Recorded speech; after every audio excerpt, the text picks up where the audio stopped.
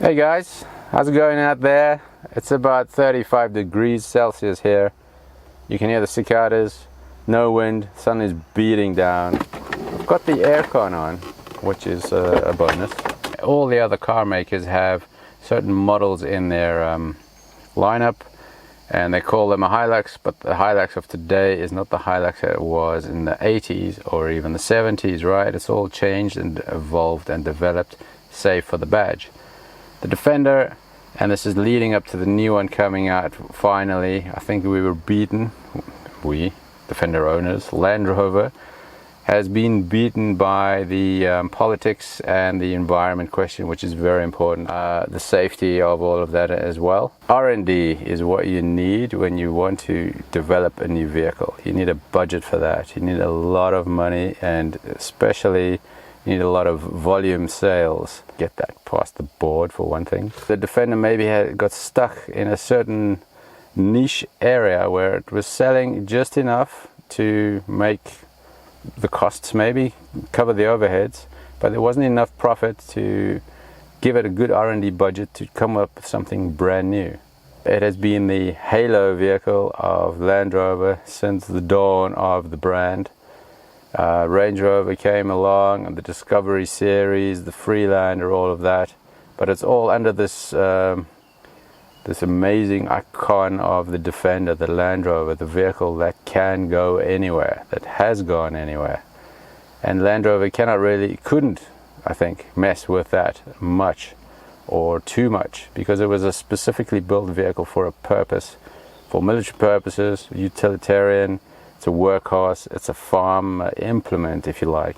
The military used to take a huge amount of these vehicles, a big volume. It was a big client of Land Rover. The Defender's role has now been replaced by mine-proof vehicles, much heavier armor underneath. Another point is, if you needed change, people would tell you. The market would tell you and say, look guys, nice product, but please give us bigger doors, more legroom, bit more sound deadening, more power, better ride quality, all of that. That didn't really happen. People were still buying the vehicle, and they just continued building them unchanged for so long. I think a good comparison might be the Beetle. That was a long running vehicle that was until I think 30 years, something like that. Although they did sell 22 million of them in the end, they still kept the same shape-ish, the same rear engine design, the same chassis, gearbox, the whole lot, unchanged, because the idea was good in the beginning. And the Land Rover the same, the Defender, the series before then, the whole structure, everything, the engineering, I guess, was good to start with. So it's a bit of a double one, where you have a limited run of vehicles every year. The volume isn't there for the R&D, I would think. The second one, the vehicle is that good.